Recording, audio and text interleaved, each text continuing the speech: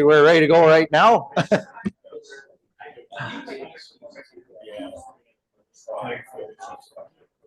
Tony? Okay, we're just, we got a rowdy room this morning here. You get the police with the fire department, you never know what can happen. So welcome, gentlemen. We'll get our roll call, please. Welcome to the March 23rd, 2026 council meeting. We'll begin with roll call of council. Mayor Clark. Present. Deputy Mayor Bell. Present. Councillor Snatch. Present. Councillor Fisher. Present. Councillor Tuyu. Present. Councillor Goff. Present. Councillor Bell. We have quorum.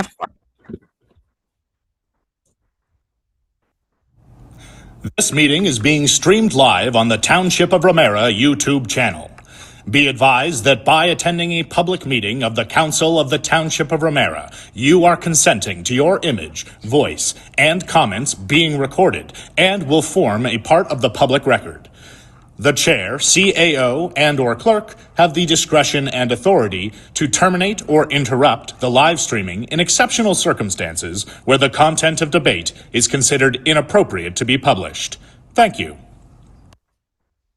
Okay, with that, I will look for the approval of the agenda, and I believe there might be a small amendment. Go ahead, Rebecca. So through the chair, item 14.1.1 on consent agenda C, which was a support resolution regarding the Ontario Community Infrastructure Fund.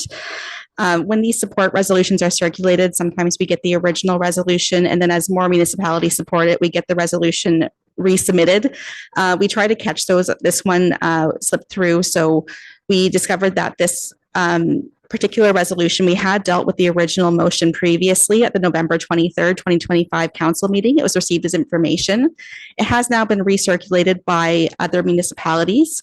So it would be up to council if you'd like to keep this on the agenda as is, or if you'd like to remove, we can do that as well.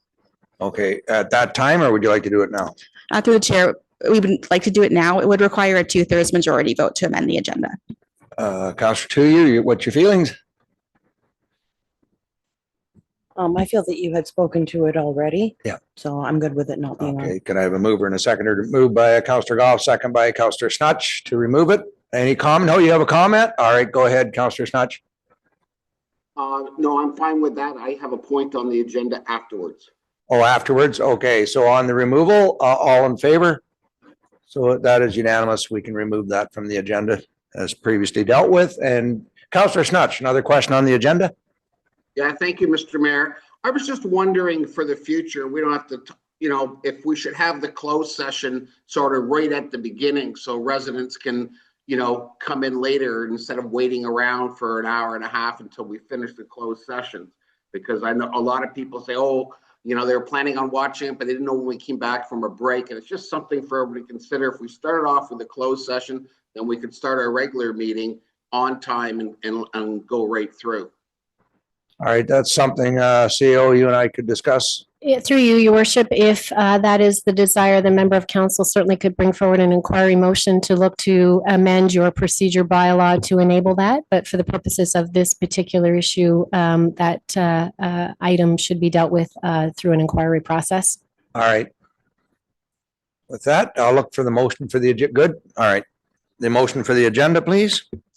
That the council agenda dated March 23rd, 2026 be adopted as amended to remove consent agenda C correspondence item 14.1.1 regarding the Ontario Community Infrastructure Fund. Moved by Councillor Goff, second by Councillor Fisher. All in favor? That is carried. Thank you. Do I have a disclosure of pecuniary interest in any member of council?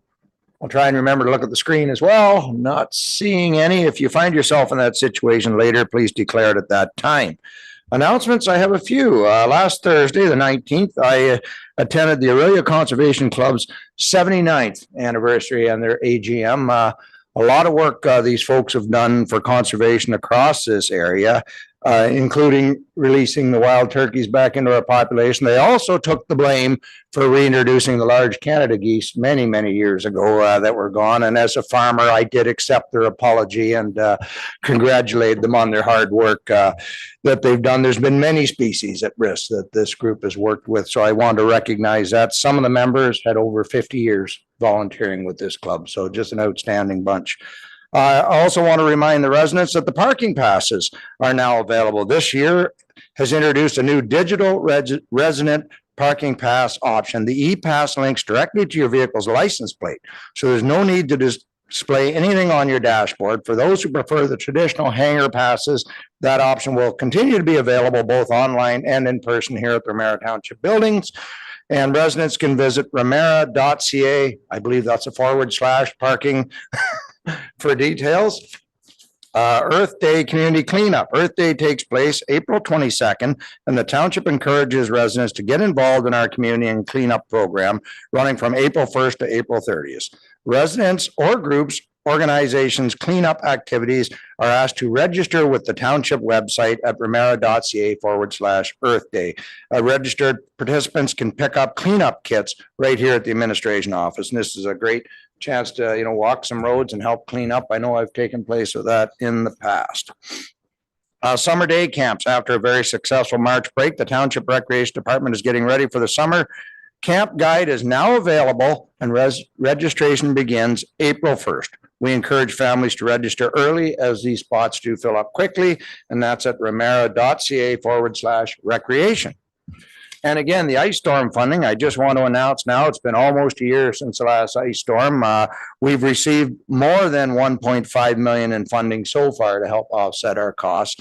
But I want to remind people, we're heading into that again. I know it was a 100-year storm, but it can happen again. So if you have generators, make sure you have fuel online. Keep watching the weather reports so that you're prepared if it should happen again. Any other announcements? Councillor Fisher. Thank you. Announcement coming up, actually, the Couchiching Conservancy on the 28th on Saturday is having their AGM at Hawk Ridge. And I know I've RSVP'd, and I think Councillor Tuyu has as well. One thing though that did happen, it just happened yesterday actually, it started a couple weeks ago. The Legion hosts a speaking competition separate from the speeches that we did in school. And they had their local, so the Brecon Legion had their local with a bunch of students moving on. And yesterday they had their zone public speaking. So these were students that were coming from within the zone area. And the student or the children that had were successful there are going to Ramara. Ramara. No, not Ramara, Mamora. Oh, Mamora. Okay. In a couple weeks to district. So we actually had two students, one primary, Liliana, and one senior student. That's the 10 to 12 group, primaries 1 to 3 grades, and Olivia. So they're moving on from Ramara, going on to district for public speaking. So I want to congratulate them. Awesome. Might be some future politicians there. Any other comments from members of council? Not seeing any. So with that, I will move on to presentations. We have none. Public and special meetings of council, we have none. But deputations, yes, we do. Sergeant Matt Stoner, you're here, and introduce your associate. Come on up whenever you're ready, sir. And welcome. Thank you, Mr. Mayor. I am Staff Sergeant Ted Dongelmans of the Aurelia OPP detachment. I was from the area. I'm from the area, born and raised in Aurelia, and just recently returned to the area. So I'm very happy to be invited here to with Sergeant Matt Stoner to speak about our community mobilization unit.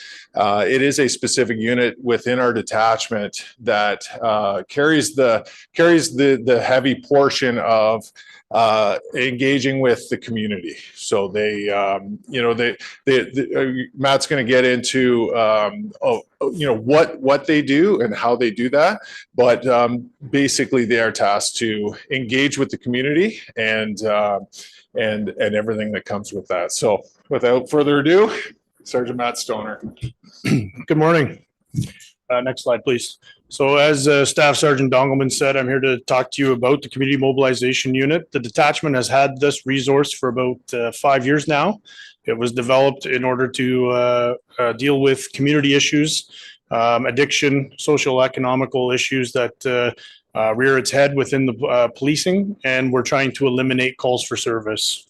So I'm going to go through our purpose, our mission, our structure, the education, engagement, and enforcement that we participate in, some of our ongoing projects, conclusion, and then I'll take any questions.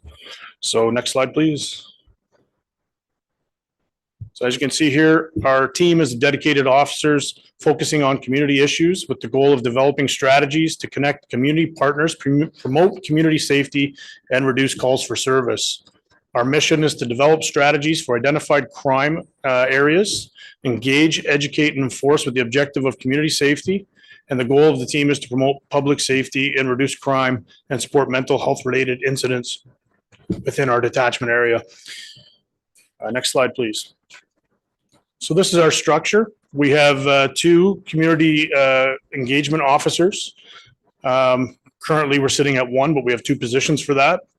We have 4, that's a typo there, but we have 4 community mobilization members. We have 2 mobile crisis response team members, and we have 2.5 partners with from the Canadian Mental Health Association that are our crisis workers that pair with our mobile crisis response team officers, and they are the initial response to people who are in crisis. Next slide, please. So our community engagement officers do our media partnerships and communications. They work on school youth programs and initiatives, community safety programs, announcements, and presentations, and they help out with community events and any other supports. Next slide, please. Community mobilization officers, again, there are 4, 7 days a week coverage. They develop and execute initiatives that are either self-driven or analytically driven. Self-driven being from the frontline officers, they identify a location or other call for service that needs in-depth look. And we look at dealing with the supports from the community to ensure that we don't have to go back to these locations or incidents again. These members also assist with mobile crisis response, so they could be the backup officer or they fill in for mobile crisis response officers when they are not working. They also assist with community services and partnerships. Next slide, please. So our mobile crisis response team officers, they're the ones that look after mental health and addiction calls. They have a crisis worker integrated with them. We are one of few detachments that have 7-day-a-week coverage. There's two teams. We build partnerships with mental health and community resources, and we do a lot of mental health follow-up calls. So the goal of this team is to reduce strain on emergency services, so not just the police. Like I said, 2 teams, 7-day-a-week coverage, and the integrated crisis worker is from the CMHA. That's that 2.5 that I mentioned earlier. Next slide, please. So we have 2.5 crisis workers. We have 2 full-time workers dedicated to mobile crisis response, and we have 1 part-time worker dedicated to follow-up and support. But we recently just got grant funding that part-time worker we have for 1 year will be full-time. The goal of all of these members is to build partnerships and connect individuals. So they are linked to the community. They are civilian, they are social workers or crisis workers or both. And they have the knowledge of the community supports that we need to make sure that anybody who is in crisis gets linked to those. What we have found over the years is that part-time worker who does follow-ups after crisis calls, we're getting more success with that, because we're not having to go back. That individual is following up within 72 hours of the call and making sure that the individual who was in crisis and in stress at the time still understands where they can be linked, where they can get assistance, and it prevents them from calling back into the police or other emergency services. Next slide, please. This is Ontario's mobilization and engagement model of community policing. So our unit focuses on this model as we engage with the public. So we want to be in the blue. Green is where we do engagement and liaison. Red, enforcement and crime suppression. And then the yellow, we're coming back to the blue with mobilization and crime prevention. So depending on the types of calls or the amount of calls, we could be hitting one of these quadrants at any given time and moving through them. Next slide, please. So this is some of the things that we do within the quadrants. So supporting public safety and education, analyze crime, identify risks and disorder, engage local leaders. So that's what our team is constantly doing with all calls for service that we are engaged in. Next slide, please. So some of our ongoing projects, so we work largely with mental health So our mobile crisis response team and our outreach follow-ups. We do group home support. We deal a lot with encampments, and we do a lot of support with Alzheimer's and dementia within our detachment area. We have always monitored our thefts, break and enters, and conducted initiatives where necessary. We also participate in youth leadership camps, or we run our own. Also basketball and summer camps we participate in, or look into supporting community youth into getting into these camps. School safety, lockdown drills, bus foot patrol training, bicycle training, online bullying, and language safety. Some of our past successes, or we had a lot of success in the past dealing with panhandlers or buskers, just doing enforcement as well as education. And we've had a lot of success with the encampments, keeping that to a minimum where necessary. Next slide, please. So conclusion, we're going to continue to develop and maintain a coordinated detachment community response for these identified issues. And this was just to make you aware of what we have and what we've had in your community for the last 5 years. So with that, I'm complete. So any questions? On the specialty teams, you said you have 2 of them now, 7 days a week in this area? We've had that for 4 years. Okay, that's So outstanding. it's something that we did do presentations to the former police services board in the past. But we noticed that in some of the media that it wasn't well known by the community. But yes, we've had 7-day-a-week coverage for mental health and crisis response for since 2021. But again, we're staffing related, so we may not have a crisis worker some days, and we may not have an officer some days. Depends on time off and availability, but for the most part, it is 7 days a week. Well, aside from getting the folks the help that they really need, which I know has been outstanding, and the follow-up, there's a huge savings to that as well. These are people that they shouldn't be locked up, they need help. And getting them to that help is just critical. So no, I'm glad to see that it's rolling out well. And it sometimes on the political side, you'd like to see some kind of estimate of what the savings are, because that also helps. But that's awful hard to quantify in a program like this. I can give you a little touch that the part-time worker is working on roughly 30 individuals a month. And each of those calls is about an hour or 2. And that hour or 2 with the crisis worker is a lot cheaper than an ambulance, 2 paramedics and a police officer and another social worker. So dollar wise, I can't give figures for the hospital or the paramedics, but for us alone, we're saving a lot of staffing hours, and hopefully we'll be able to quantify that at the end of this year, because we'd like to see this position funded by the county permanently instead of us having to write grants. No, I realize that. That's why I'm prompting you the questions, because I know when it gets there, we're going to have that discussion. And again, when you see those are 911 potential 911 calls that aren't happening now, which pulls resources from where you need to be as well. Yes, we're anticipating and being proactive about them, and we're one of the only detachments that has that resource. Awesome. Good. Any questions? Oh, Councillor Fisher, lots of questions. Thank you, Sergeant, for being here. Excellent presentation. I know that your work is recognized in many communities. I was sitting in an advocacy meeting the other day. It's a subcommittee of the Aurelia Chamber. So I guess my question is, I know that you're going to the different council rooms to have this conversation with the communities that you support out of the Aurelia detachment. Has there been any discussion about maybe even bringing your presentation to the local Chamber of Commerce's? I know Oro has one, Aurelia ours, and have this conversation to help support the businesses, because what we're hearing in the business community is the effect of the transient population and the crime associated sometimes with addictions and mental health.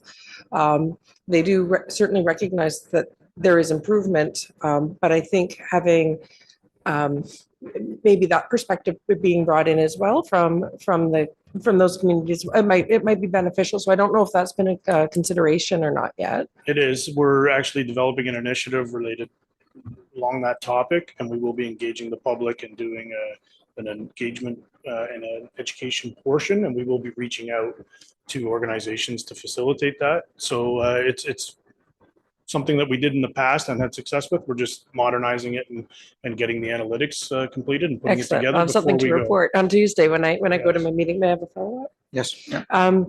So that was the first one with the ECDF committee, local businesses.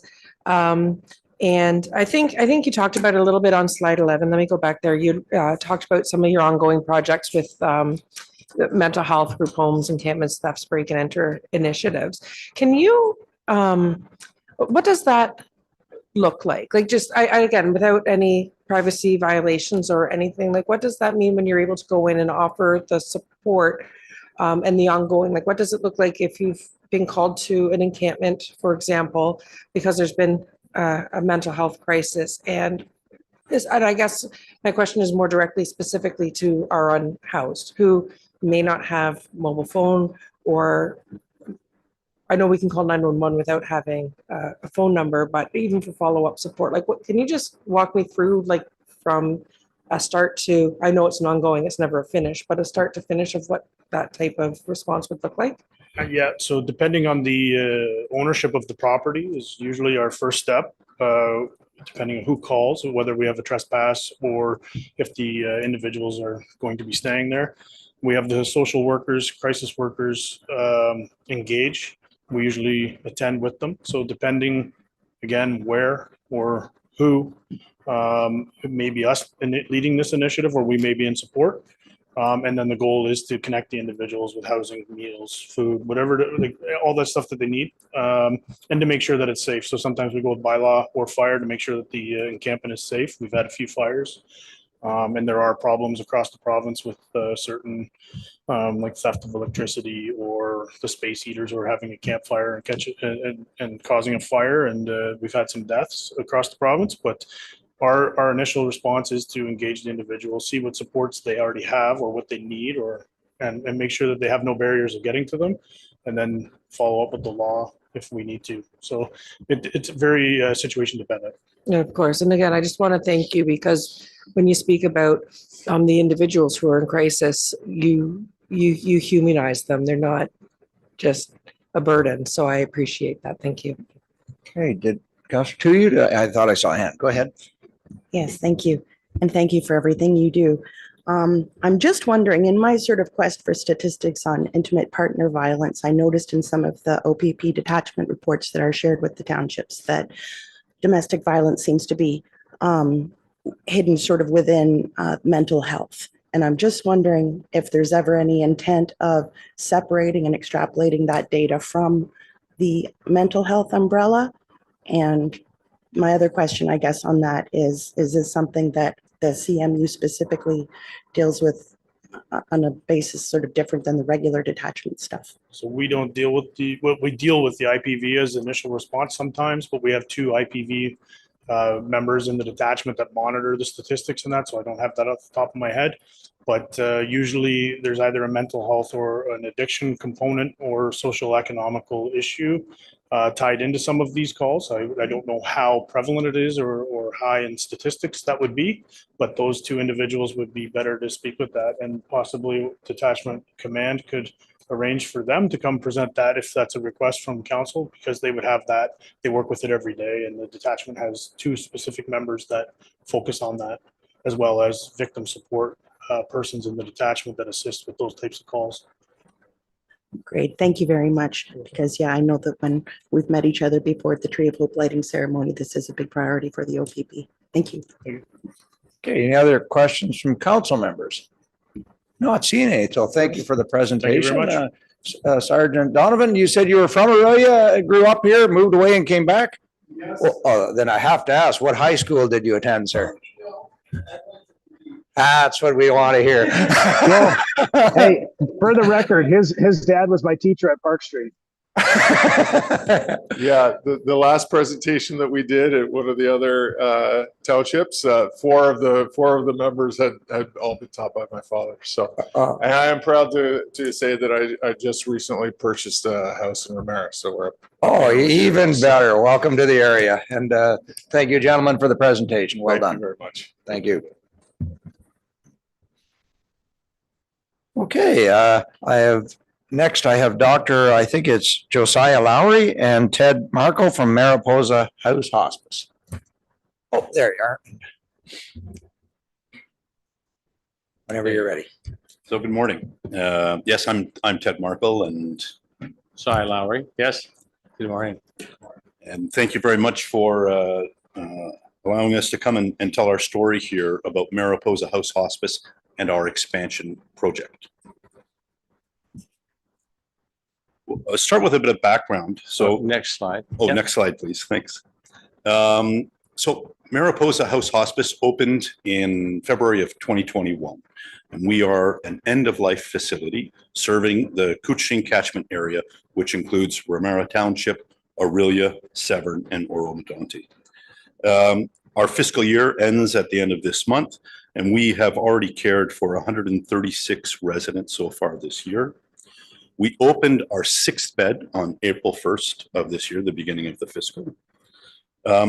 Despite that, on 42 different occasions, we had someone who was ready for admission, wanted a bed, and we were not able to offer them that bed because we were at capacity.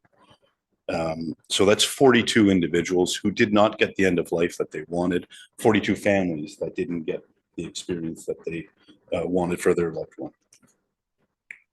We had an average length of stay of 12 days. Important to point out, Mariposa House Hospice does not charge for our services. Everything is free of charge. We want to make sure that hospice is accessible to everyone, no matter their economic position. And we have a flourishing and growing grief and bereavement service, both one-to-one and group sessions. Next slide, please. We are fortunate to be really well supported by the community. Hospices in Ontario receive typically about 50% of their operating funds from Ontario Health, meaning the other 50% needs to be raised in the community. We have a lot of in memoriam gifts. We also have a very active volunteer fundraising committee. It's about a dozen, all women. We don't have a single man on the committee, but they collaborate and work tirelessly to organize a number of events, including our Hike for Hospice coming up in May, a fashion show, which is at Casino Ramit every year, also in May on the 13th. Tickets will go on sale soon. Mayor, you won't want to miss that one. I was in one once before, so. You and I were together, remember? That's exactly right, yes. Yeah, rumor has it you were the most popular model that year. Golf tournament at Sutler's Ghost in July.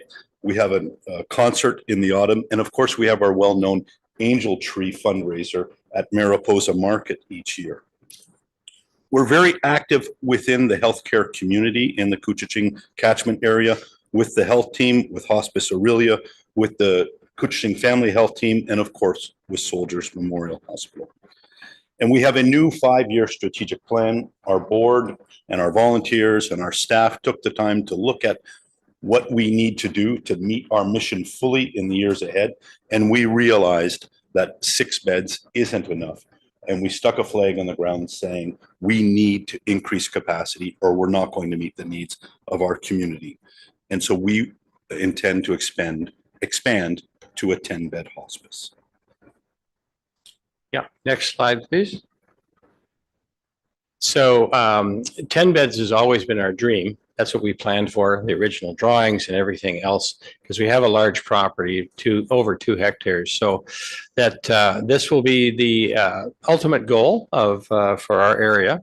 And as we all know, with the difficulty getting a hospital, a new hospital, and proper beds for this area, that demand, this fills an important gap. And that's already happening, which is wonderful.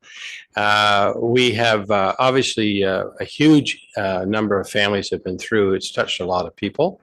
And I think that, 6 beds is great, but 10 will definitely be better. Will it be ultimately enough? Probably not. But it's certainly, when you consider that half the communities in Ontario don't have a residential hospice.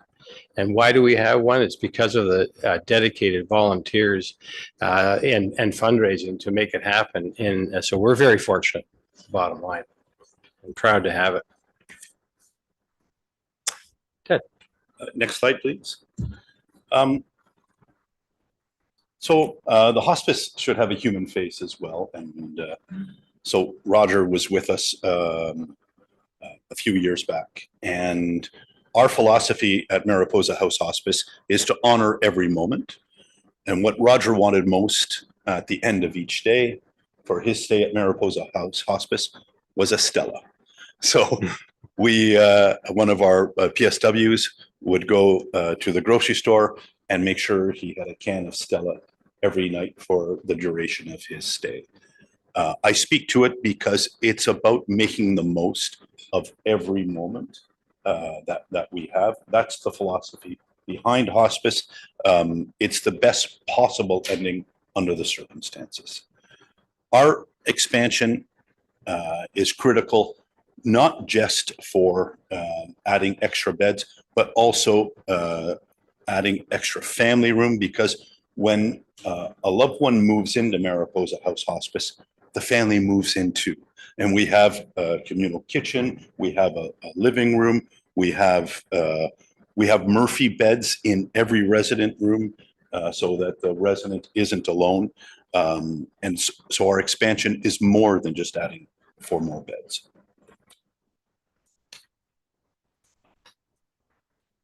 Next slide, please.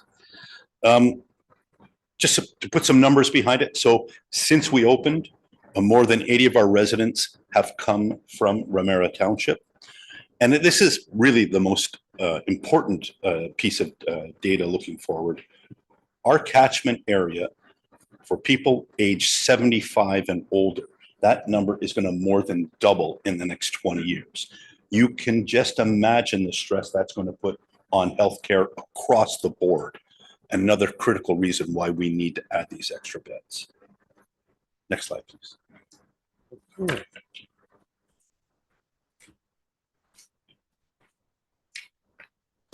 Yeah, so I think Ted's comment there, Ramara does significantly use the facility. So it's, and we're glad you do. Our project, we have we started in October with our fundraising for the capital campaign. And this, as I say, will finish our facility upstairs and downstairs for the foreseeable future. Our goal is 4.5 million.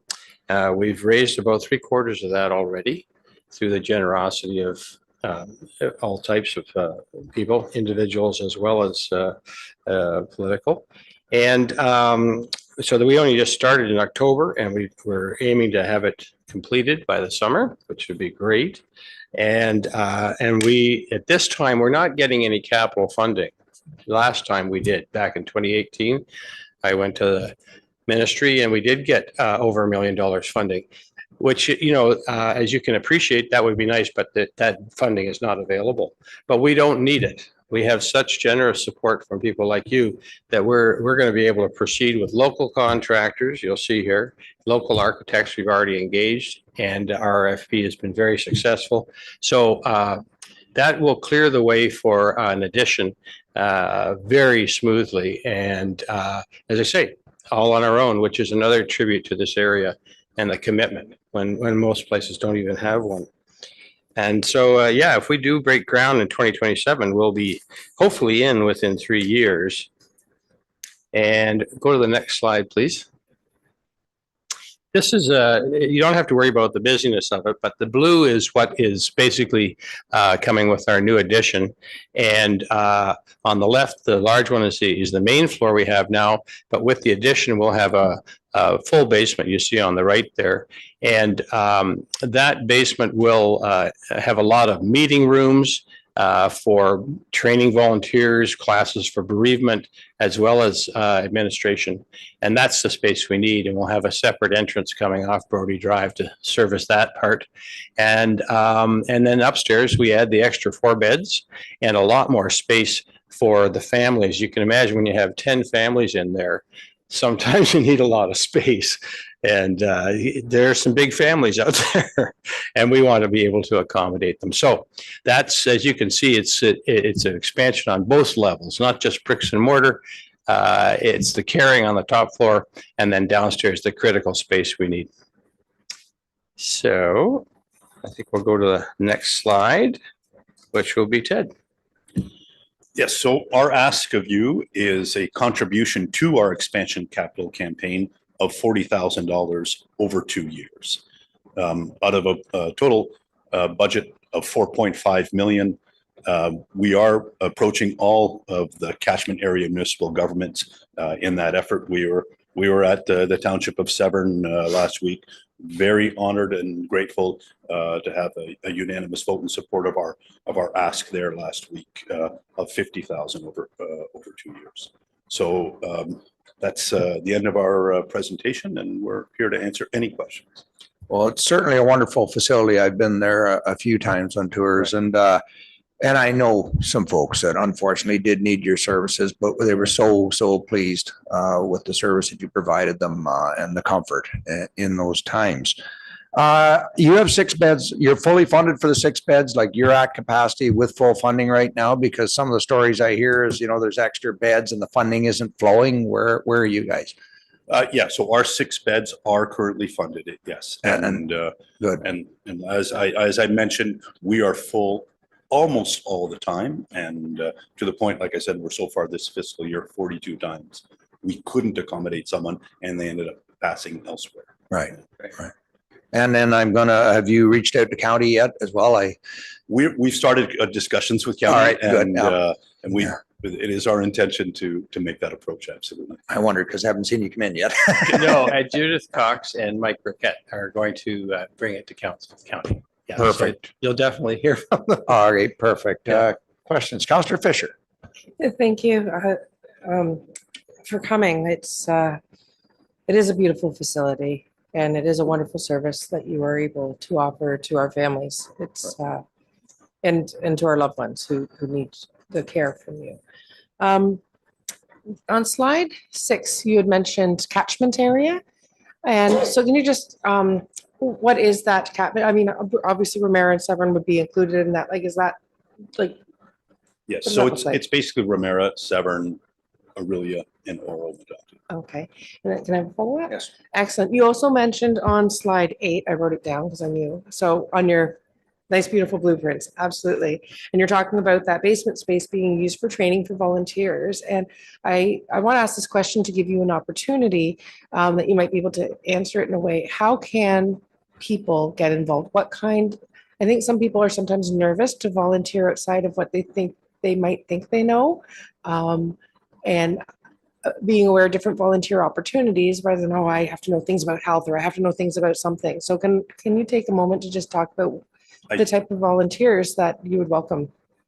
Yeah, I sure can. Thank you for asking that question. So Mariposa House Hospice benefits from over 70 volunteers.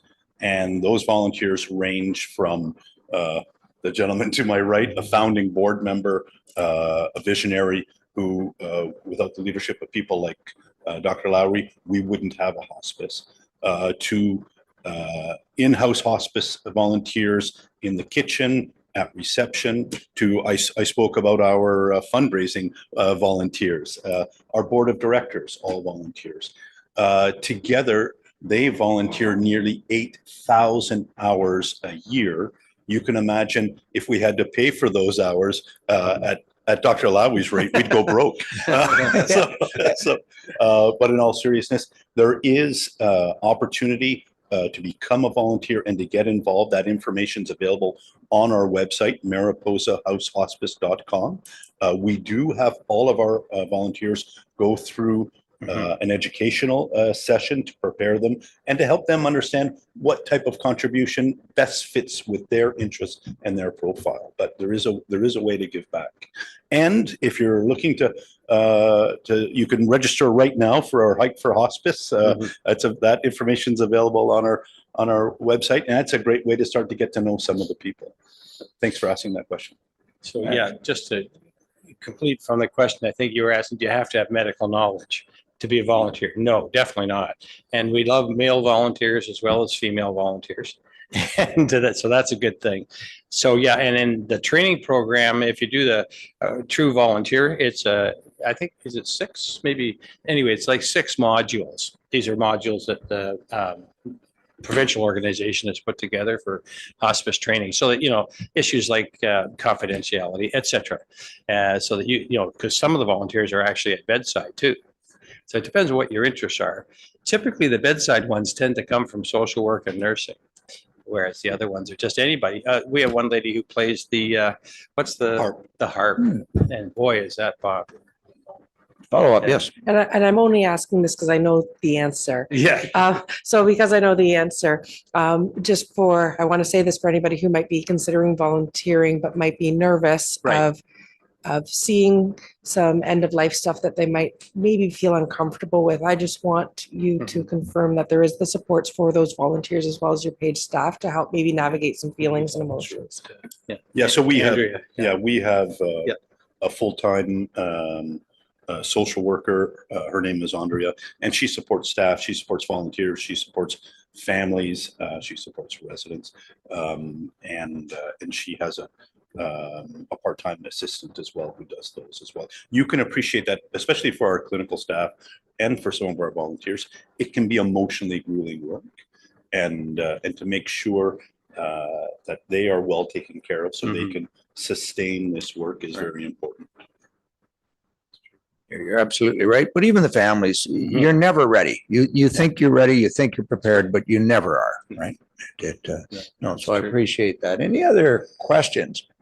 So we're through our budget for this year, but I know how these commitments work, even if you committed the next 2 years, as long as the money's committed is what you folks need, correct? That's correct. Correct. And you know, what we look at it as we'd like to have Ramara Township as one of the, contributors to this real estate.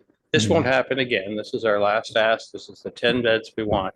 And what they said at Severn, which is interesting, they said, well, that's basically each resident, if Ramara has over 10,000 residents, according to the census, that'd be, who wouldn't contribute two toonies a year for a toonie a year for, 2 years to build what most communities would give their eye teeth for. And we use it, right? In Ramara, we use it. Yes.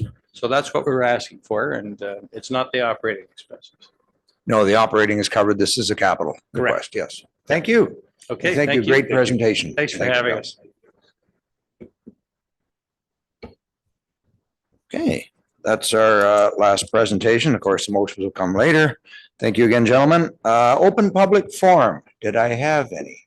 I don't have any today. So I'll look for the minutes from the previous meetings. Rebecca, whenever you're ready. That the minutes of the following meetings be adopted as presented. Council meeting minutes dated March 9th, 2026. Council meeting closed session minutes dated March 9th, 2026. Could I have a mover for the minutes? Councillor Goff, Councillor Snutch, questions arising from the minutes? Not seeing any. All in favor? That is carried. Thank you. So now we need to recess into committee of the whole. That council recess and convene as committee of the whole at 10:13 a.m. Moved by Councillor Tuyu, second by Councillor Fisher. All in favor? That is carried. Thank you. And now, again, Dave, this meeting, we will be going into closed session, but that's something we can look at in future times. So I'd look for the motion to go in camera and then we'll excuse ourselves. Through the chair, we're just going to put this motion on the screen if you'll give us Perfect. one moment to get that up.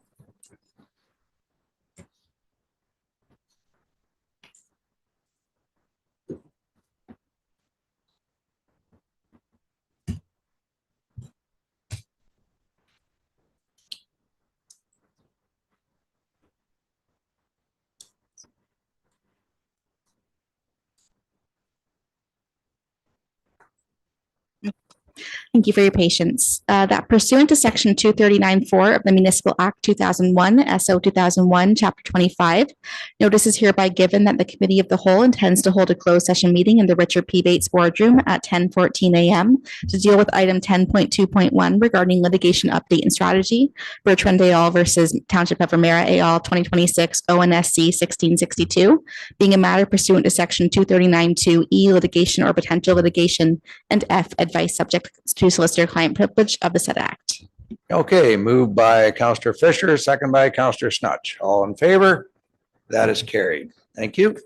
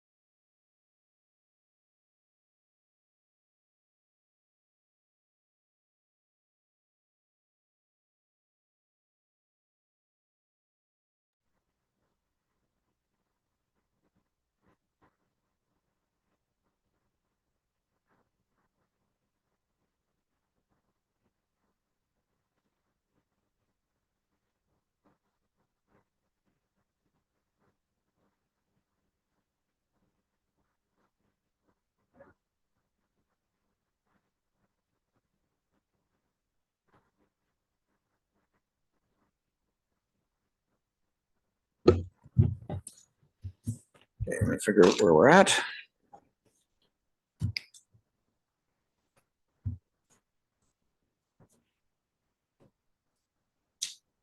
So I need the motion to rise whenever we're streaming, and I don't think we have, I think he's in transit now.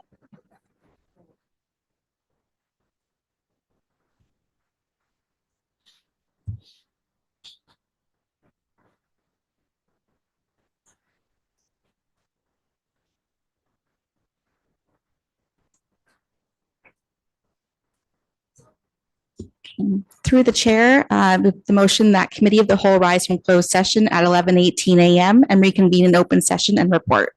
Okay, I'll get that moved by Counselor Goff, second by Counselor Fisher. All in favor? That is carried, and I will confirm 2-4. I still have 5 counselors, so I have a quorum. So with that, we have a motion rising from in camera. Let's get that one passed. And Through the chair, we'll just put that motion on the screen. So the motion we have drafted is as follows. That report CS 0326 regarding litigation update and strategy, Bertrand et al. Versus Ramara, Township of Ramara et al. 2026 ONSC 1662 be received as information, and that the confidential direction to staff be adopted, and that staff be directed to provide a confidential status update to the Lagoon City Parks and Waterways Commission, and that report CS 0326 be referred to the March 23rd, 2026 council agenda for same day ratification.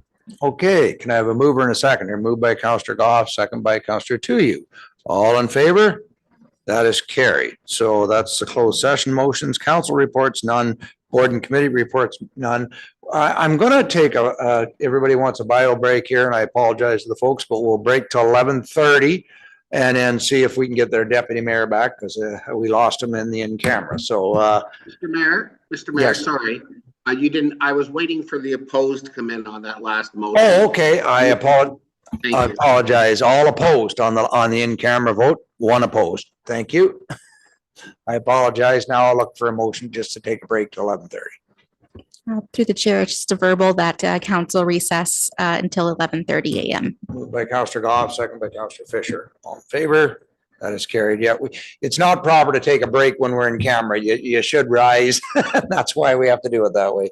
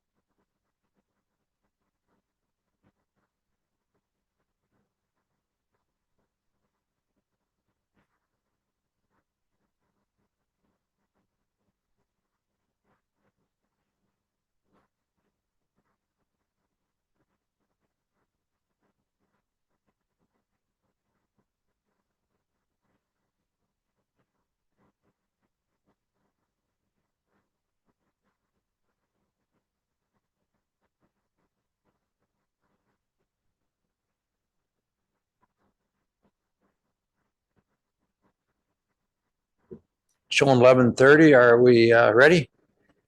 To the chair, yes, we have quorum. Okay, we have quorum, so then I will continue. So now the first one I've got, hang on here. Private reports. And if you'd like to read the motion, Rebecca, because I think we've all had time to look at it. This is over the sports dome and the grant application. To the chair, yes, we're just putting that on the screen. So Thank the you. motion that we have drafted is as follows. That report AD 0626 regarding Sports Dome preliminary research and next steps be received, and that the Sports Dome feasibility study be commissioned contingent upon the successful receipt of grant funding and in line with the township's procurement of goods and services by law. And that should grant funding not be obtained, staff be directed to submit a 2027 capital budget request in the amount of $50,000 plus including HST to complete the Sports Dome feasibility study. So I'll just clarify for the members of council, if we get the grant money, we'll go ahead. If not, it's not included in next year's budget. It will just be forwarded to them to deliberate at that time whether they want to take it farther or not. So certainly not committing any future councils either. But if we can get the grant money, we should go ahead, I believe. Can I have a mover and a seconder for this motion? Moved by Councillor Fisher, second by Councillor Goff. Comments? Looking for Councillor Snutch. Yeah, thank you, Mr. Mayor. I'm not prepared to do, I think I understand what you're saying, but unless we get the grant, I'm not prepared for the township to spend one penny on this project. I want it entirely left to the next council.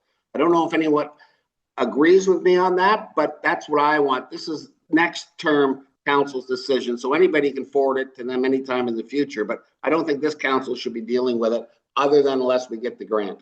Well, that's what the motion says, Dave. If we get the grant, we go ahead. If not, that should the grant funding not be obtained, staff direct to submit to the 2,000. So submit. They would just send it to the next council and let them decide what to do.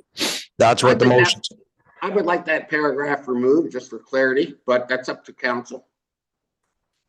Okay, I'll get a question first, Dave. Go ahead, Councillor Fisher. Okay, so procedurally on that, going into a new term of council, when it comes time for budget for 2027, is that passed by sitting members currently today? No, Or next new incoming council? the new mayor will lay out the budget if strong mayor powers are still in existence, because who knows what's going to happen there. And then it will be the new council that decides the budget, not us. That is correct, Your Worship. This would just simply be a recommendation from this council to the next council, but it is without a doubt the decision of the next term of council. Right, and that's what this motion says. By saying we're moving it ahead, it means we're not committing to spending the money this year. It means if we don't get the grant, we're not doing it, and that's why it's worded that way. It'll just be kicked forward to the next council to make the decision on whether they want to spend 50,000 or not.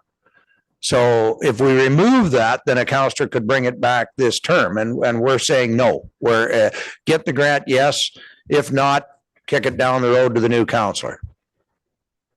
Okay, I just want to make sure that everyone knew that my intent was to not spend any money on this, especially even on the next councillor, but on the next council. But anyways, that's fine. I'll agree with this. I think you've explained it quite well. Okay, any other comments on the motion? All in favor? That is carried. Thank you. Next, I have the feasibility of a boat launch into Lake Simcoe. I'll look for the motion. Thanks. Through the chair, thanks, the Brittany. motion as drafted is as follows. That report ID 1226 regarding feasibility of a boat launch into Lake Simcoe dated March 16th, 2026 be received as information. So a motion to receive, move by, get it on the floor, Councillor Goff, second by Councillor Tuyu. Questions or comments? Councillor Tuyu. Thanks. I had originally asked for this report on behalf of some Ward 3 residents who felt frustrated at having to pay $50 fees to launch their larger boats in Aurelia. But now I can see, thanks to this very comprehensive report, that creating a viable boat launch is exponentially more expensive than that, never even mind the location constraints and neighborhood considerations. The chair of the Atherley Board had hoped that I could speak on their behalf regarding the proposed location in Atherley Park, which is included on the list of potential boat launch locations. They strongly feel that a boat launch with large boats, minimal parking or turnaround space for trucks trying to back up would be in complete disregard for the safety for families at the park. and the very young children that play just meters away from the water access location at the Lovely Day Playground. So while it might not appear feasible at this time to create a boat launch, I would like to amend the motion to that we receive the report and ask staff to investigate the possibility that the city of Orillia might consider offering Ramara residents a reduced rate to launch their boats at the port of Orillia. Mover for the amendment. Second by Councillor Fisher. Is there anybody seeing any issues with it? Not seeing any with that amendment. Okay. Sorry, So what specifically was amended at the end? That we asked the city of Orillia to consider reduced rates for Ramara citizens at their boat launch. Thank you. I think it's a harmless enough request, though I know they've got some requests on the other side. I can probably guess what the answer will be, but it doesn't hurt to ask the question, right? So let's look for that amendment. We'll get it on the board and then we will, yes, Councillor Goff. Councillor, to you, I agree with your motion in principle. But residents don't have to launch a boat in Orillia, right? There's many marinas that have boat launch in Ramara Township that they can be used, and they charge a fee which is significantly less than what the city of Orillia is. So there are other opportunities for people to launch larger boats in Ramara. Yeah, thank you for pointing that out because maybe folks aren't aware, but there are some municipalities that have some great ramps and some of the private marinas here. Our issue's always been the parking. Like, we have road allowances that lead to the water, but where do you park the trailers when you're launching these boats? It's always been, we don't have a large park on the water.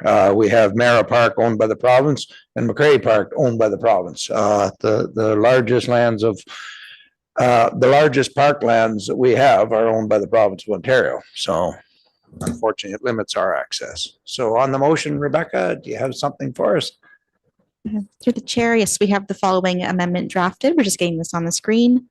That the motion before committee of the whole be amended to include the following, and that staff be directed to request the city of Orillia to consider reduced rates for boat launches in Orillia.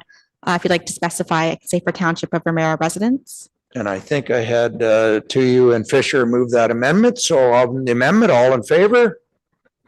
That is carried. So now on the main motion as amended that we receive and do that, all in favor? That is carried as well. Thank you. Next, we're on the departmental reports. The first one's on the upcoming election. Through the chair, I'll read the motion, and just to note that we do have Ms. Gibb, our election coordinator, here to give a brief introduction to the report, if that's all right. The motion that we have drafted is as follows. That report CD 1126 dated March 13th, 2026 regarding use of corporate resources for election purposes policy be received, and that council approve the use of corporate resources for election purposes policy attached to Schedule A. And that report CD 1126 be referred to the March 23rd, 2026 council agenda for same day ratification. Okay, and welcome, Sarah. Is there anything you want to add to the report before? Yes, thank you through you, your worship. Good morning, everyone. I'd like to start by introducing myself. My name is Sarah Gibb, and I'm the election coordinator for the 2026 municipal and school board election.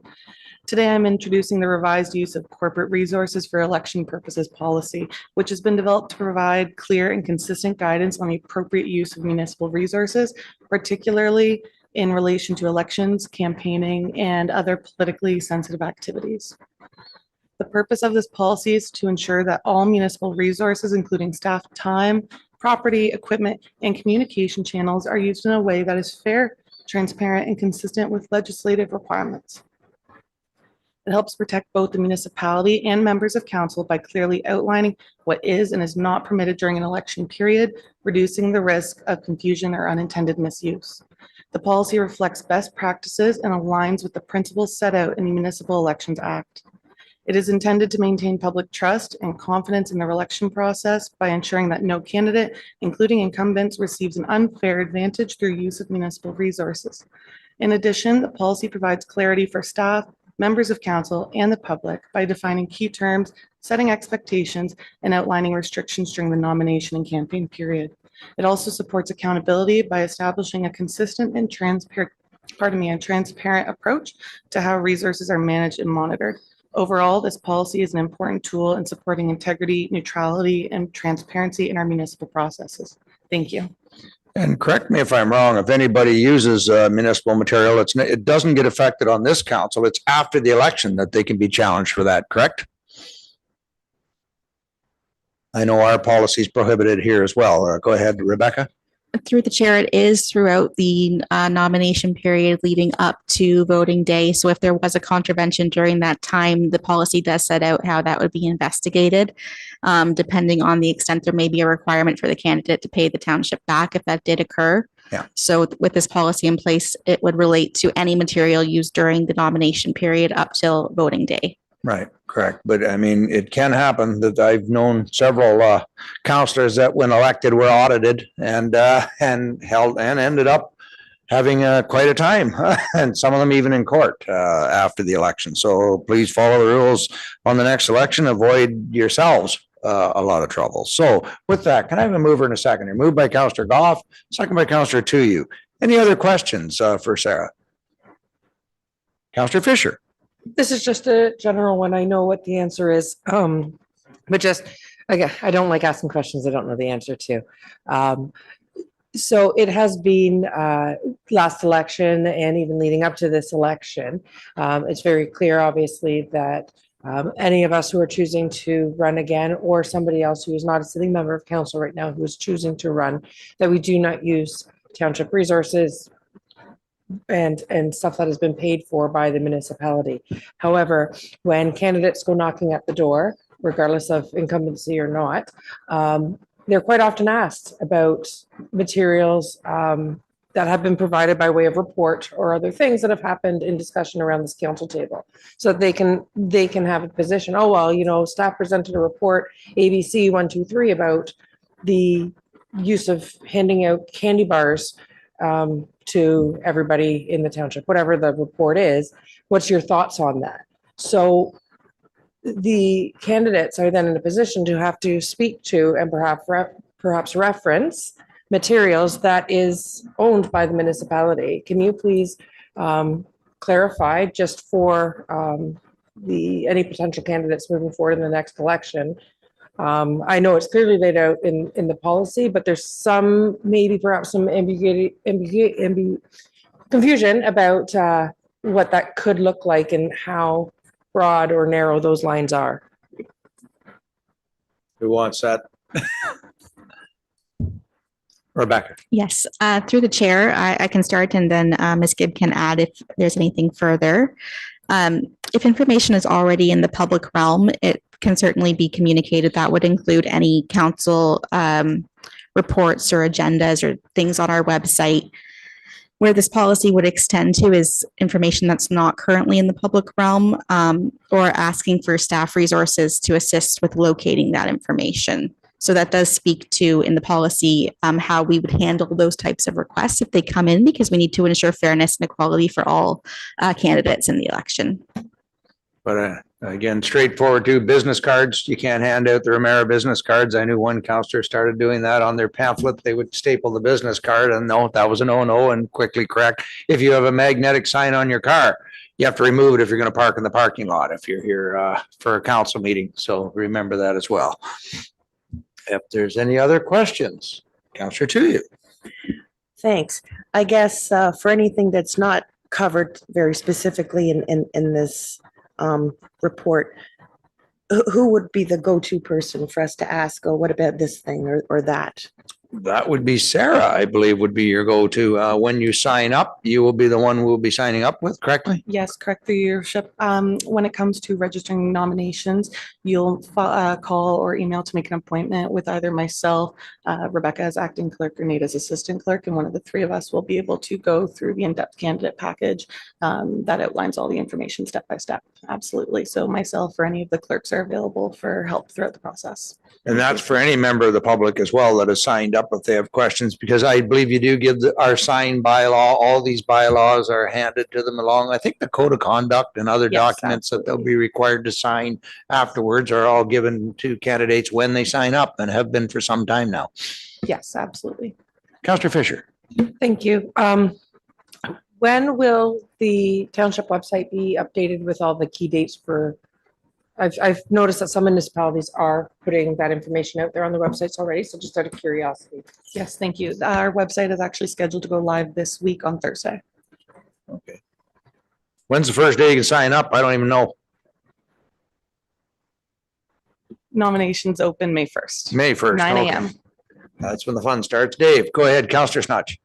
I was just wondering if it'd be a good time to mention that on our website, is there a place there where you can check to make sure you're on the voters list? Yes, thank you. There is a link to the voters registration run through the Elections Ontario portal. There will be multiple quick links available on the website for that. Thank you. Great, thank you. Okay. Any other questions? I'm not seeing any. All in favor? Opposed of any? Nope, that is carried. Thank you very much. Thank you, Sarah. Welcome aboard. Next, I have the social media policy, and I'll get the motion read first, and then I'll turn to Melissa. Through the chair, the motion that we have drafted is as follows. And that report AD 0726 dated March 16th, 2026 regarding the social media policy be received, and that the Township of Ramara social media policy be approved as shown in Schedule A to this report, and that report AD 0726 be referred to the March 23rd, 2026 council agenda for same day ratification. Okay, moved by Councillor Goff, second by Councillor Tuyu. Go ahead, Melissa. Anything you'd like to add? Thank you, through you, Mr. Mayor. The report before you recommends updates to our social media policy to strengthen governance, update standards for posting, monitoring, and engagement, and adds more detailed protocols related to emergency communications and election periods. It also gives staff the tools to manage misinformation and ensure respectful dialogue while also supporting engagement with the community. And overall, it brings us in line with best practices. Staff are recommending same-day ratification in line with the use of corporate resources policy report that was presented today, as the updated policy will be reflected in the election candidate information package. Happy to answer any questions. Okay, any questions from the floor first? When it comes to social media, I don't even have an account, a Facebook page or something that I monitor whatsoever. I was a little surprised. I didn't know I guess we allow people to post on our Facebook like that. So obviously it's got to be monitored because you can get a lot of misinformation or unsavory information. I'm surprised we allow posts because I thought it was on there as a presenting information. No, sir. So you're correct. We do allow posts and we allow engagement on all of our social media platforms to engage with the community, provide information, and also clarify. We do have protocols in place, and that's what this policy has details on in terms of moderation and what we do allow and what we don't. And we make sure that that's also available on our website as well as on our social media channels. So that members of the public are aware of what is considered appropriate and what is not. Yeah, like no bullying. We don't allow any of those sites, no slanders on individuals. And they're removed, I take it, if they're put up, or are they automatically blocked? It depends on the platform. There are automatic systems in place through individual platforms that if they see inappropriate language, that they will automatically be hidden on our channel, but we do moderate. And if it meets any of our qualifications to be deemed inappropriate, they're removed by staff. Now, we monitor, but not from Friday till Monday. So is everything automatically blocked until Monday? So we don't regularly monitor other than we're not supposed to, but staff do certainly keep tabs on social media throughout the weekend. But we don't respond, I would say. Definitely it would be in working hours. However, if there's something that we need to remove or something like that, it would be done if it was a weekend. Well, that would be my concern. If somebody put something slanderous or straight up incorrect on there and it could sit there for the weekend, then that could be problematic. But as long as somebody's monitoring over the weekend, again, don't expect you to respond to answer questions on the weekend, but certainly anything, especially foul language or any bullying that shouldn't be on there is taken down immediately. That would be my only concern. And just on that, if anyone did see something, we would appreciate that poke too, and then we can certainly address it as well. Perfect. All right. Any other questions on it? Councillor Tuyu. Thanks. Through you, Mr. Mayor. To Melissa, thank you so much for this. I'm just wondering if this would apply retroactively at all to earlier posts.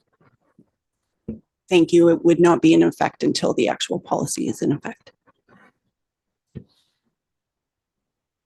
Any other questions?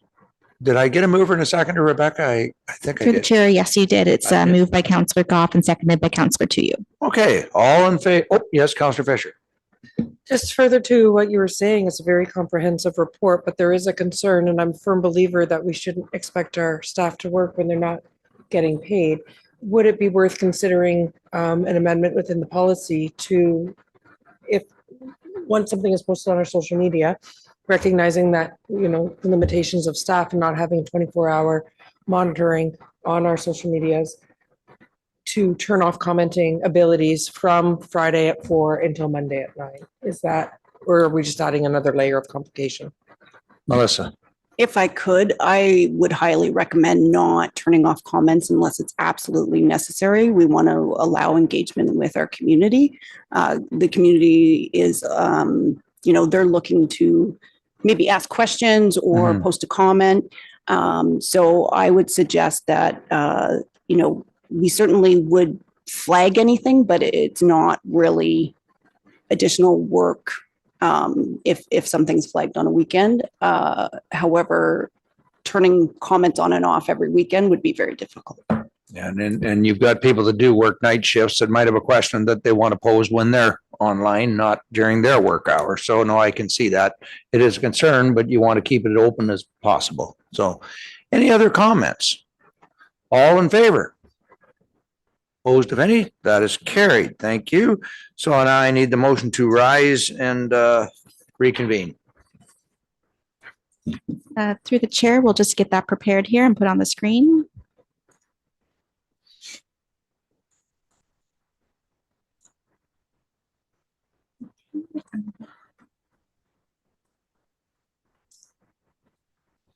Thank you for your patience. So that's going on the screen right now. So what we have currently drafted is as follows: that the recommendations of Committee of the Whole be referred to the next regular meeting of Council to be held on April 13th, 2026, with the exception of the following items, which shall be referred to Consent Agenda B today.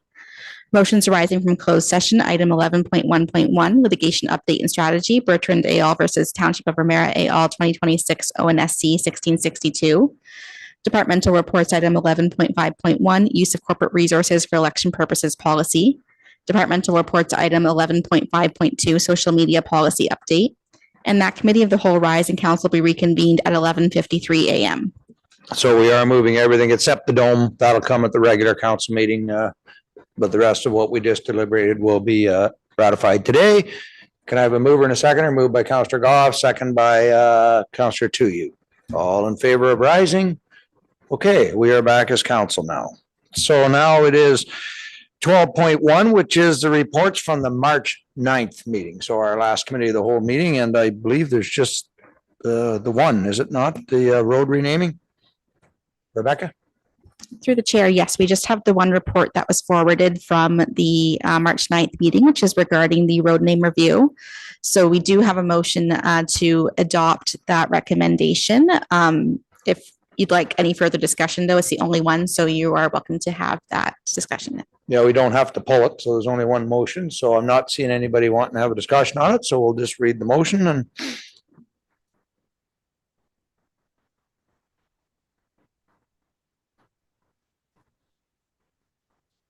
through the chair, that the recommendation set out on consent agenda A, reports from the March 9th, 2026 Committee of the Whole meeting, be adopted as presented, including the following item. Item 12.1.1, report ID 0126, road name review phase 2. okay, moved by Councillor Fisher, second by Councillor Tuyu. Renaming the roads right ahead of the election. Won't be any blowback now on all in favor? That is carried. I know people find it very frustrating when they have to change their addresses, but the reason this is being done is to avoid confusion when you're making 911 calls and when, you know, deliveries and everybody else is trying to find your house and there's duplication of road names. So this does make it better. Getting the nod from the fire chief because that was part of the concern. We wanted to make sure that everybody is easily accessible. So next, I have our consent agenda B from today. Through the chair, we're just getting this put on the screen. We do have 3 reports that were referred for same-day ratification. These would be adopted in one motion unless there are any items that members of council would like to pull to discuss and vote on separately. Currently, what is drafted is as follows. That recommendations as set out on consent agenda B, reports from the current meeting for the regular meeting of council held on March 23rd, 2026, be adopted as presented, including the following items. Item 13.1.1, litigation update and strategy, Bertrand et al. Versus Township of Ramara et al. 2026 ONSC 1662. Item 13.1.2, use of corporate resources for election purposes policy. Item 13.1.3, social media policy update. Does anybody want one of the items pulled? Dave, I know you voted against the in-camera. Would you like it pulled for a second vote or? No, I don't think so because, no, that's fine. It's majority of council. That's fine. Perfect. Okay. So just the one motion then to approve it all, moved by Councillor Goff, second by Councillor Fisher. All in favor? That is carried. Thank you. You made your point known earlier anyway, Dave. Okay, next we have consent agenda C, which is the correspondent item. So I have 14.1, 14.2, 14.3, 4, 5, and 14.1 was amended, I believe, and was removed. Thank you, Councillor Goff. Through the chair, we'll just put that on the screen. Again, we do have 5 items here. 14.1.1 was removed during the approval of the agenda. So these would be again adopted as the recommendations are written on the agenda in one motion. But if there is a desire to discuss any of these separately or bring forward any amendments or different motions, then we would just need to know to pull them to discuss separately. Correct. So the motion, I believe, on most of them is to receive. So if councillors would like a different motion, let me know now and we'll pull them and have a separate. Councillor Tuyu, which ones? The ones that I've pulled, I was hoping that we could receive and support. So that would be 14.12, 14.13, I think. Yep. 14.14 as well? Yes. And 14.15 is the York region as well? Yes. Okay. And the last one is just the update on the legal file. It's the only one left. So I guess that's the one that we will vote on. Through the chair, we'll put the motion back on the screen. So what is drafted is as follows. That the recommendations as set out on consent agenda C, correspondence for the regular meeting of council held on March 23rd, 2026 be adopted as presented, including the following item. Item 14.1.6, Bertrand et al. Versus Township of Ramara et al. 2026 ONSC 1662. And with the exception of the following items, which shall be voted on individually. Item 14.1.2, municipal support for school bus safety and stop arm camera systems. Item 14.1.3, support for minimizing salt pollution in watersheds. Item 14.1.4, collaborative action on sustainable waste management in Ontario. And item 14.1.5, provincial action on blue box recycling service disparities. Perfect. So on the one item, because the others have been pulled, it's just to get the public, I think it was on the CIP, but now we just want it out on the council agenda. So all in favor of receiving? And that's through the chair. I think I'll just need a mover and a seconder. Oh, moved by Councillor Goff, second by Councillor Tuyu. All in favor? That is carried. Thank you. So now we will go back to 14.12. Councillor Tuyu. Thank you. I would like to amend that we receive and also support this resolution. On the way to council meetings, Monday mornings, I see firsthand the challenges for school buses driving our kids to schools. Some people drive like maniacs. If there is something that we can do locally to help the province crack down on this, we should do it. I have no issues with it. I think anything to promote the safety. Councillor Goff. I just have a question procedurally. Have we not already supported a motion like that from another municipality? Through the chair, we did review this, and this is a new motion that we've received just in February. So this one has not been considered by council previous to this. There may have been similar motions in the past, but this one is a new motion. Okay, so on this, did I have a mover and a seconder? I believe I did. Moved by Councillor Tuyu, second by Councillor Snutch. All in favor? That is carried. So we endorse that one. So now I have 14.13, Angela Toronto. Counselor Tuyu. Thanks. Conservation authorities are asking municipalities to support their position on salt pollution by promoting better stormwater management and protecting the environment and waterways by decreasing the amount of winter salt use. Due to liability concerns, the tendency is to oversalt. To address this, municipalities and conservation authorities are developing a limited liability framework, which asks the province to develop enforceable and provincially recognized contractor training toward best management practices rather than just throwing a ton of salt all over the place. What I really wish they'd do is come down on some of the lawsuits when people slip and fall on the salt, because that's what's driven all this, is some of the awards given out by the courts. Counselor Goff, comment or? Yeah, comment. Go ahead. We had the Lake Simcoe Regional Conservation Authority come up here and do a deputation outlining the use of salt. And I believe we passed a resolution going forward to reduce the amount of salt. I think we do. We are very mindful, and we even recycle our sand to a certain point as well. Anything you want to add to that, Laura? But this is asking for the province to take a look at it across and get. I thought we passed. Oh.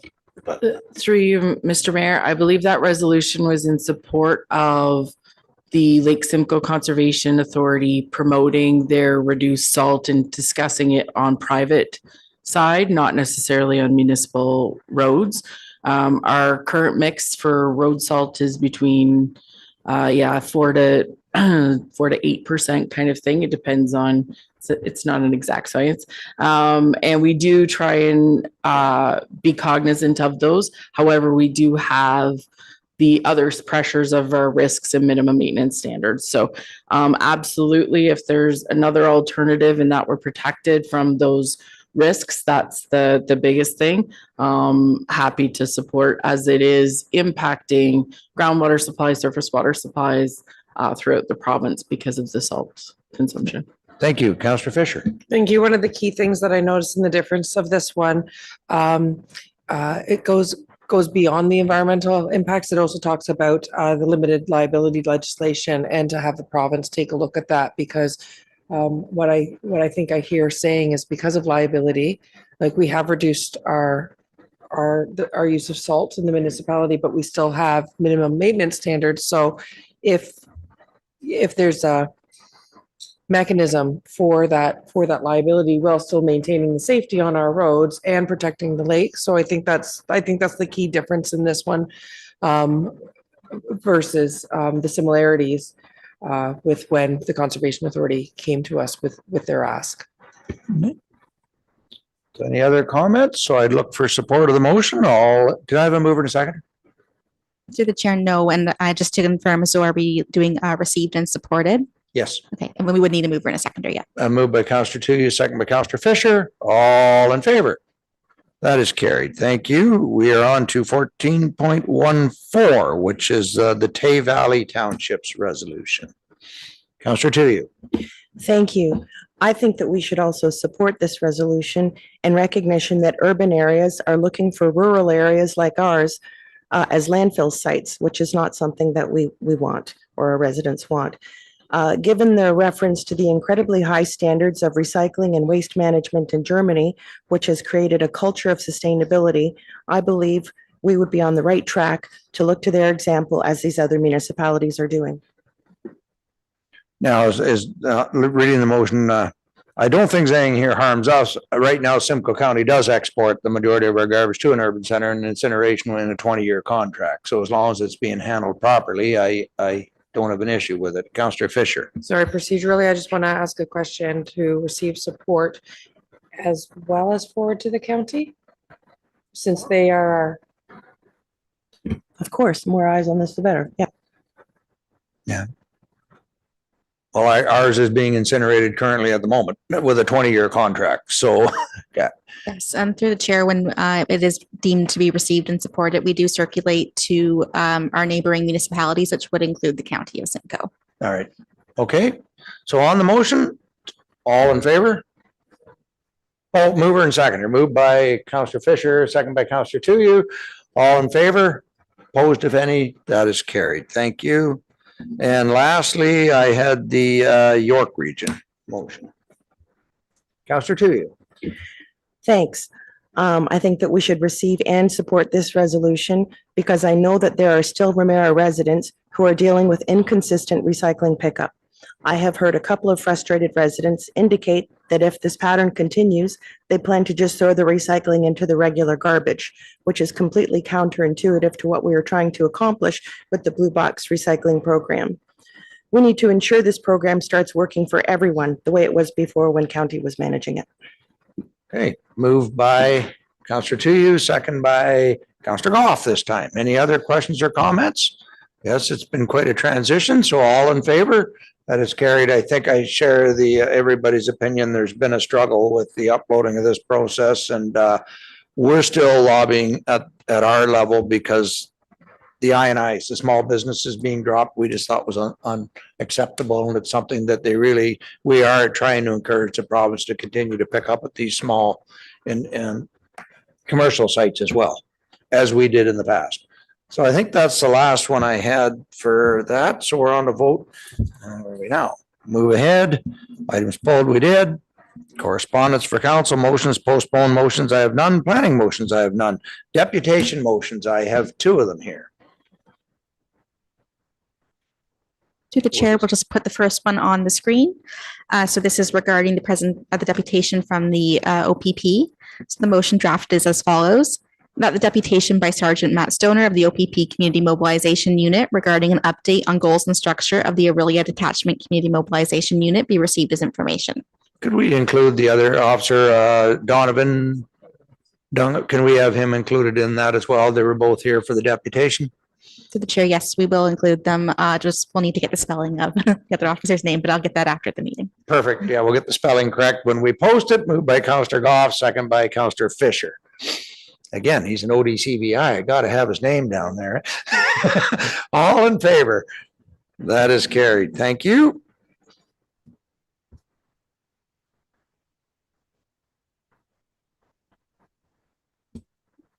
Through the chair, this motion as drafted is as follows: that the deputation by Dr. Josiah Lowry and Ted Marco of Mariposa House Hospice regarding an update on the hospice and their current capital campaign be received as information. So right now the motion is to receive. I will get it on the floor. Counselor Goff, second by Counselor Fisher. Questions, comments from members of council? I think we're going to wait and see what county does at their end.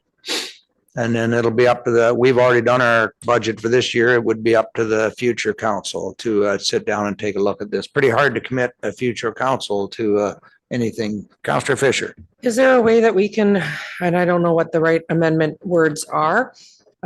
We've had this a few times where we've had deputations come with a financial ask post budget, but with a more immediate an emerging need than waiting until next. And I know that we keep sending things down the line to county and recognizing that some of our neighboring municipalities, for various reasons that I don't even want to begin to try to understand why, because I don't know, like maybe they have a budget set aside for these types of asks. Once it gets sent to county, can we have it come back to council for that determination rather than just sitting in limbo? Because if county cannot make a commitment to cover the need, and there has been an ask to just say, oh, well, we're just going to pass it to county. Like, how can we include this in a motion to make sure that once county has her opportunity to discuss, deliberate, decide, if it doesn't fit the need of the ask, that it can come back to council to perhaps fill in those gaps of the ask? I think we did that with a previous one, did we not? CEO Jackson, I'm trying to there was one that we sent to county with a request to circle back. It was over the Chair, that was for Greenhaven, yes. So we did make that request to the county of Simcoe. We included that with the resolution and asked them to let us know if a decision had been made.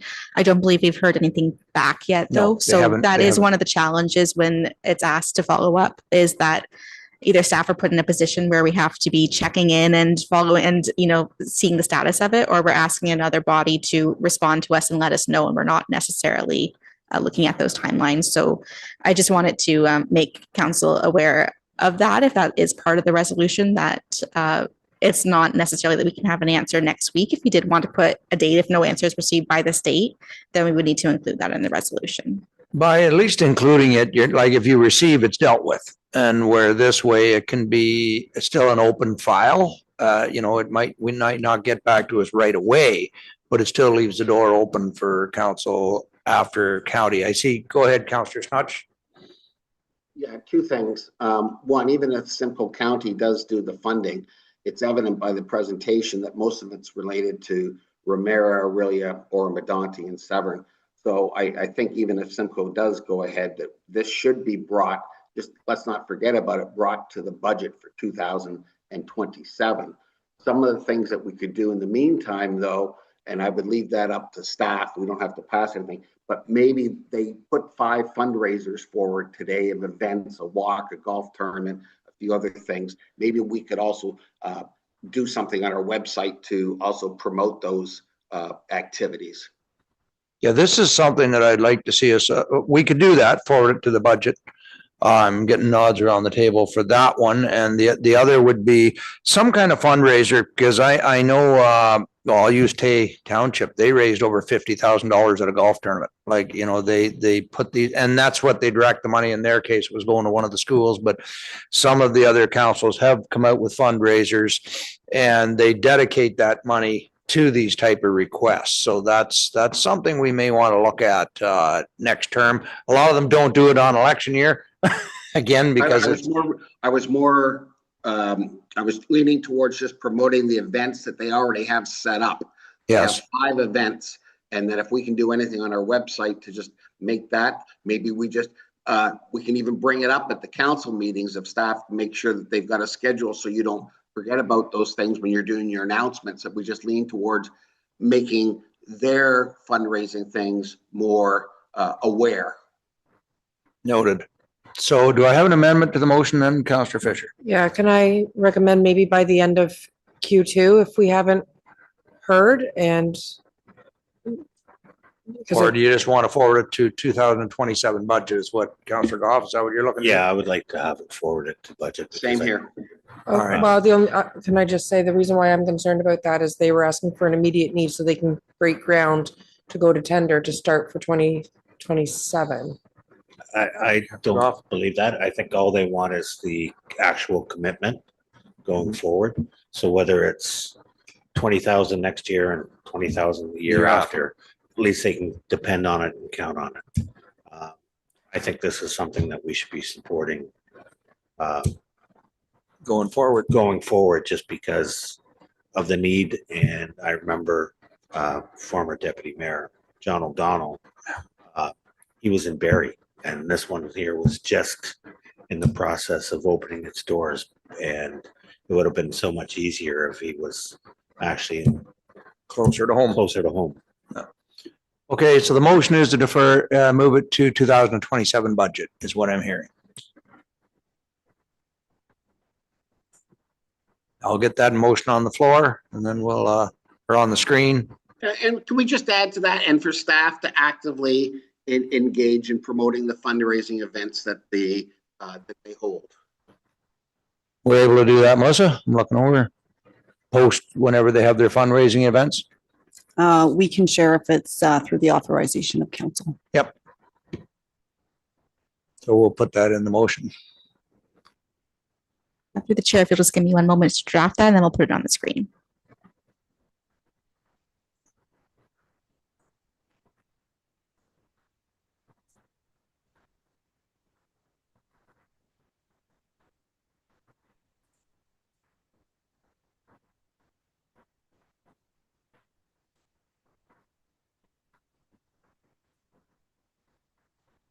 Through the chair, we're just putting the amendment on the screen. This is what we have drafted currently, that the motion before council be amended to include the following, and that the request for financial support from Mariposa House Hospice be forwarded to the Township of Ramara's 2027 budget process for consideration, and that staff be directed to promote Mariposa House Hospice fundraising events on the township communication channels as available. Okay, and I don't think I had, so can I have a mover and a seconder for that motion? Moved by Councillor Goff, second by Councillor Tuyu. Any other questions or comments? Councillor Fisher.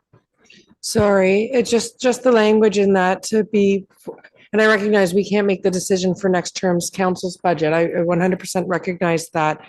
But with the language that says for consideration, without a commitment from this council to at least relook at it for this year, that's not really giving them a commitment to anything other than we're just going to push things down the line. I don't think Pushing it down the line.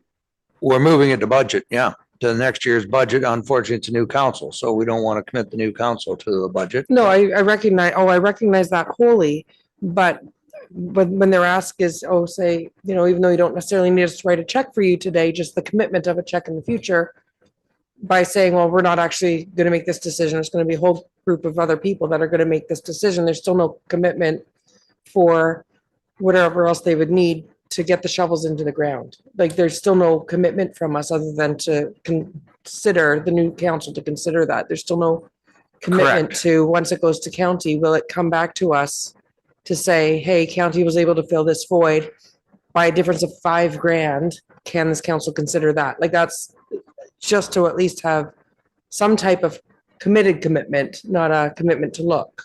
All right, Councillor Snutch. I believe they said it was 75% funded already and the shovels will go in the ground in 2027.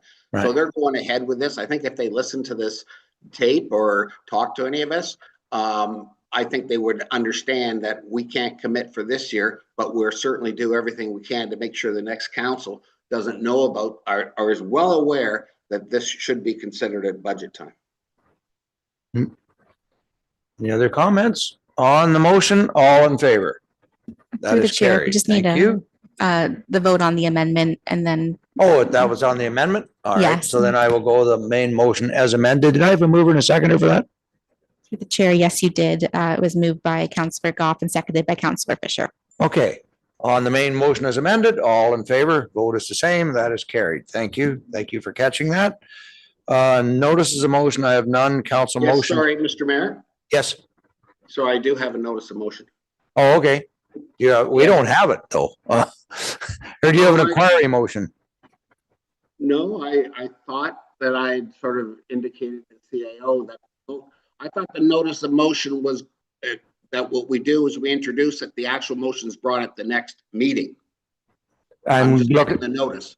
CAO. Go ahead. Through your worship, any notice of motion has to be in the clerk's hands by noon on Monday preceding the actual meeting. So Councillor Snutch does have a request, but that essentially wouldn't be dealt with at this meeting. There's been no appropriate notice given in the time frame that is permitted within your procedure bylaw. Yeah, we So- need to post on the agenda. So you have a seconder for that. If you can get it into us, we'll get it posted on the next agenda. Okay. All right. And because we put notice of motions, we post on the agendas when they go out. Do you want to know what the notice is going to be about? Oh, nope, we're getting the head shakes. We can't disclose that until it shows up on an agenda. But certainly give me a call. Because you'll need a seconder for that notice when it comes. So inquiry motions, previous notice, previous given, sorry, council motions, notice previously given. We have none. We do have an inquiry motion posted on the agenda, moved by Councillor Tuyu, second by Councillor Fisher. You can put that up, Rebecca. Yes, through the chair, the motion is as follows. That staff be directed to prepare a CIP memo outlining the section of the Township of Ramara's official plan that speaks to the Atherley Updergrove Secondary Plan Area / Ramara Road Corridor Master Servicing Plan. Okay. We have a mover and a seconder. Go ahead, Councillor Tuyu. Anything you want to add to the motion? But I understand where it's coming from. There's a lot of folks that seem to think we're pursuing water and sewer in the Atherley area, and it is not even on the short term or the long term schedule right now. Go ahead.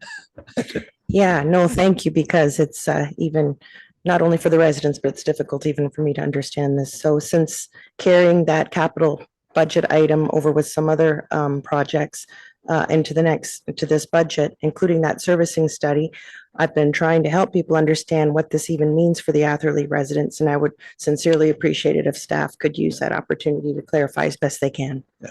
Part of it is, of course, when we do a new official plan, there is a secondary plan for the Atherley Upper Grove area, as well as the Ramara Road corridor, which is an employment zone, one of Simcoe County's few employment zones. So there always has to be the servicing plan done and put in place because of any large scale development does arrive then there has to be something they can refer to. So again, it'll need to be updated, but we will get that motion, we will get that report.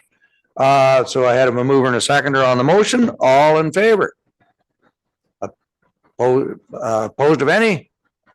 Just looking at you, Dave, all in favor of the report? Yeah. Yep, okay, that is carried. Thank you. So bylaws. Rebecca. Through the chair, we do have, there's two bylaws on this agenda. We have them both to be read in one motion. If you would like them separately, please let me know and we can do so. The motion as currently drafted is that bills 2026.14 and 2026.15 be read at first, second, and third time and finally passed as bylaws. Moved by Councillor Goff, second by Councillor Fisher. Any questions on the bylaws? All in favor? That is carried. Lastly, the confirmation bylaw. Through the chair, that bylaw 2026.21 being a bylaw to confirm the proceedings of the council meeting held on the 23rd day of March 2026 be considered read a first, second, and third time and finally passed. Moved by Councillor Tuyu, second by Councillor Snutch. All in favor? That is carried. And lastly, the adjournment. Through the chair, that the council meeting of the Township of Ramara held on March 23rd, 2026 be adjourned at 12:22 p.m. Okay, moved by Councillor Goff, second by Councillor Fisher. All in favor? That is carried. Thank you, everybody.